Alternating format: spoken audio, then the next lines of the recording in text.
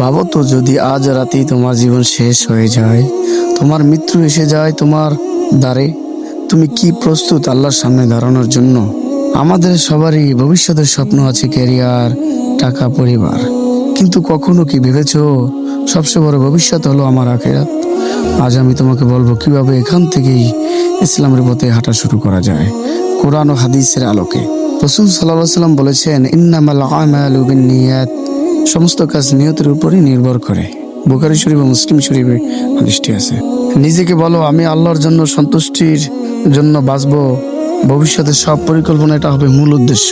আল্লাহ বলেন, এই কোরআন এমন এক পথ প্রদর্শক যা মানুষকে সঠিক পথ চলতে সাহায্য করে। প্রতিদিন সামান্য হলে কোরআন পড়ো এবং বুঝে আমল করার চেষ্টা করো। কোরআন তোমার জীবনের ম্যাপ।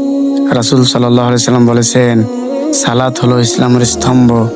নামাজ শুধু একটা দায়িত্ব নয়, এটা আল্লাহর সাথে সরাসরি যোগাযোগ। এটা তোমাকে খারাপ কাজ থেকে দূরে রাখবে। রাসূল সাল্লাল্লাহু আলাইহি সাল্লাম বলেন, মানুষ তার বন্ধুর দিনের উপরেই থাকে। আবু দাউদ শরীফ। যারা আল্লাহর কথা মনে করিয়ে দেয় তাদের সাথে থাকো।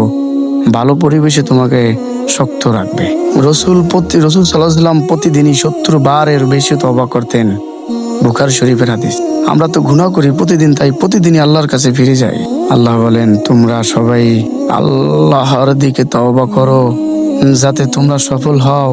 তাহলে প্রশ্ন হলো, ভাই, তুমি কি আজই ইসলামের পথে হাঁটা শুরু করবে? সত্যি যদি আখিরাতে সফল হতে চাও, আজই নিয়ত করো। আজই নিয়ত করো যাতে তোমাকে আর কেউ না আটকাতে পারে। তুমি একমাত্র হও সঠিক পথের দিশারি। আল্লাহ তাআলা তোমাকে সঠিক পথ দেবে ইনশাআল্লাহ তাআলা। আল্লাহ তাআলা, যে ব্যক্তি আল্লাহ তাআলার কাছে সঠিক পথ চায়, আল্লাহ তাআলা তাকে সঠিক পথেই পরিচালিত করে ইনশাআল্লাহ। ভিডিওটা শেষে একটা লাইক, একটা কমেন্ট করে যেও। আর ভিডিও সম্পর্কে আমার কি ধারণা, কমেন্ট বক্সে তা জানিয়ে যাও।